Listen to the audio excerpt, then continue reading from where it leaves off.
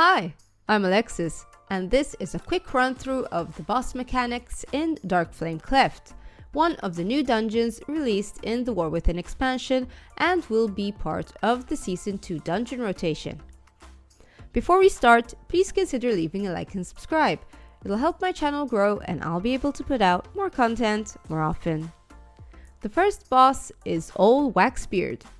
The tank mechanic is Rockbuster, where the boss pierces its target, causing damage and increases damage taken by 25% for 6 seconds, so tanks pop your defensives. During the fight, the boss calls out for menial laborers to join in and fixate on random players. The boss then throws a candle at a random player, which causes damage, and the laborers will turn to attack that specific player. Defeat these adds as fast as you can, because more of them will spawn as the fight progresses. On Mythic, these menial laborers also sneak a dynamite-laden cart onto the nearby tracks, destroy it before it explodes, or it will cause AoE fire damage to all players and leaves a fire damage debuff for 20 seconds.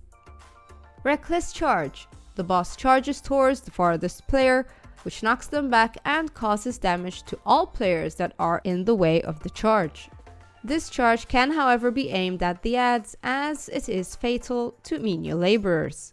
At the end of the charge, boulders drop from the ceiling, which can damage players, so move out of the circles on the ground, and these boulders will also defeat any adds standing in the way.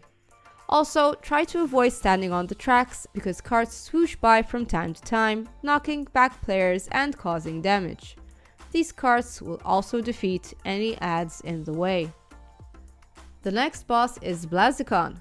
The first ability is Dousing Breath, which is an AoE gust of wind shot at all players. Just heal through and use a defensive.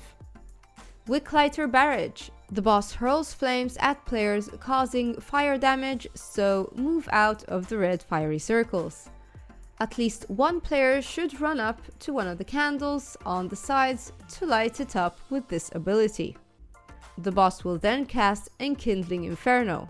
The whole floor gets covered in black in an attempt to ignite any candles that are turned off. But the floor in front of the candle that was lit up will still be clear, so run over to that area to avoid getting burned. On Mythic, the boss also casts Extinguishing Gust, where the boss forms gusts of wind towards targeted players. These gusts of wind will also extinguish any candles they touch. Make sure you extinguish at least one candle, because the boss will then cast Incite Flames, which will cause all lit candles to spread their fire onto the floor. So players need to stand in front of extinguished candles this time to avoid getting damaged.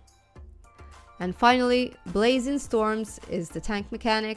If there are no players within melee range, the boss will burst fire damage to all players, so tanks stick to the boss. The next boss is the Candle King. His first ability is Eerie Molds, where he creates wax statues of each player. Each statue causes damage to all players every 2 seconds. More statues will be created as the fight progresses, so they need to be eliminated using the boss ability Throw Dark Flame. The boss targets a random player with these purple circles, and after a short time, the boss will hurl shadowy flames, causing shadow damage to anyone within 5 yards. Players need to stand over the statues with the circle, as the shadow damage will melt the statue, leaving behind a puddle of molten wax. Avoid standing in the wax, as it causes fire damage. Another ability that can destroy statues is Darkflame Pickaxe, where the boss prepares to throw a pickaxe at a player, causing damage. Standing behind the statue will cause the pickaxe to hit the statue instead and break it. Paranoid Mind will cause players to flee for 4 seconds, but this can be interrupted. On Mythic, standing very close to a wax statue will cause wax to flow from the statue and encase the player completely, stunning them for 20 seconds. The last boss of this dungeon is the Darkness. The boss is damaged a bit in the scene before arriving to the final zone of the dungeon. Throw as many bombs at it as you can. During the fight, you need to stand in the lighted area of the candle to stay protected from the smothering shadows around, which reduces the damage and healing done by 99%. Players need to continuously bring candles or any wax lumps in the surrounding area to keep the candle lit up. Keep the boss out of the light circle or it will drain the candle's light energy faster. The candle can be picked up and moved at any time. If the candlelight is depleted, the darkness wreaths the area in gloom. Players get hit with AoE damage and flee in fear for a second. Players also get a debuff which increases their damage taken by 10% and reduces haste by 50% for 10 minutes. And this effect stacks, so be sure to keep the candle lit. Shadow Blast. A random player is targeted with this purple circle. Move out of the way to avoid damaging other players, and move away from the candle as it reduces its heat. Umbral Slash is a boss frontal aimed towards the candlelight. Move yourself and the candle out of the frontal to avoid damage and reducing the candlelight's heat. The boss can also cast Call Darkspawn, which summons wriggling darkspawn adds.